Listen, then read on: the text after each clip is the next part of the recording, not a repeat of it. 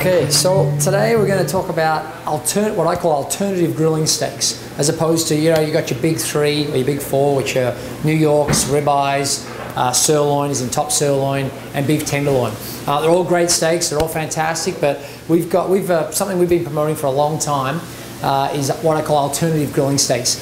I've got 5 major ones here, which we're huge fans of. The price points on them are fantastic. They're about half the price of all those other steaks I just mentioned, and they eat incredibly well. Fantastic, feed a bunch of people at a barbecue, or they're all year round, not even just a barbecue, but they're great for feeding a bunch of people. As I said, they eat incredibly well. The price points on them, we're just huge fans of them here, and also they tie into our philosophy of nose to tail and eating the whole animal. So I'll run through them with you, hear what they are. I've got them, these are all fully cleaned examples, which I'd say grill ready or oven ready or pan ready, wherever you like to do it. And then I'm going to show you, give an in-depth view as to exactly where they come from, and that'll give you a better idea, as opposed to just seeing them as 5 slabs of meat that look fairly similar, unless you've got a really trained eye. I'm going to show you where they come from on the animal, and so what makes them unique and what makes them different. I'll start over here. This one here is the sirloin cap. This is a muscle from the sirloin. This is actually the top of it, but it's a different muscle. It runs a different way, and I'll show it to you when I bring it off the animal. This one here is the bavette, which is a great one. This one is, as you see, there's big long fibers. You can see that really pronounced long stringy fibers and lovely marbling, fine marbling. Cut this across the grain. That's the main thing. You can't cut it with the grain or it's a bit chewy, but you cut across those fibers and it eats really good. This one here's the Flatiron, which is beautiful. This is they did a test at a university in the States where Flatiron came back as the second most tender muscle on the animal, second only to tenderloin. It's from inside the shoulder blade, and it's an amazing steak. And that's the one I actually grew up on that. My dad always grabbed that from the shops back home, so we always had that one, which was great. Here's a flank steak, probably the most common. Everyone knows the flank steak. That will show you where that one comes from. It's a great one too.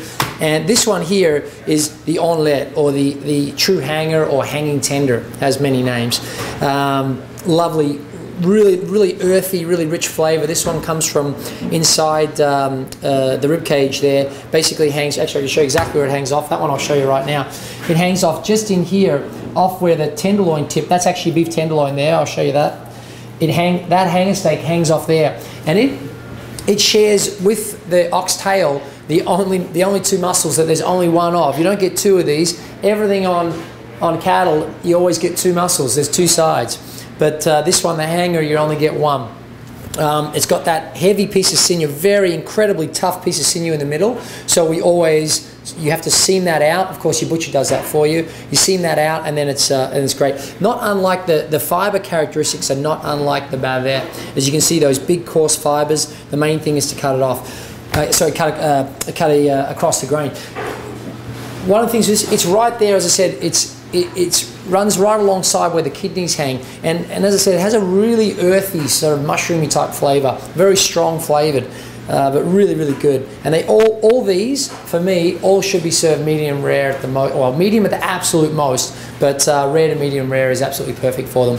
So they're all what we call coloured steaks. Colours are very important on them. They're not braising cuts. They're all grilling or roasting. Not roasting, not really. I wouldn't really recommend. I'd recommend pan searing or grilling for these.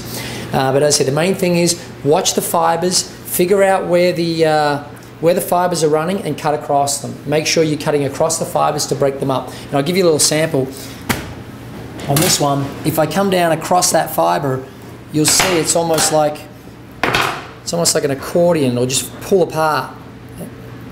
And all that lovely little marbling in there, and that's what makes it eat so well. If I went across like that, it's got that, you can see that really, it'll eat very tough because you've got those big fibers, so you've got to break them up. That's the main thing with that. Okay, so now we're going to show you, I've given you a bit of background as to what they're like. Now I'm going to show you where they're from on the animal.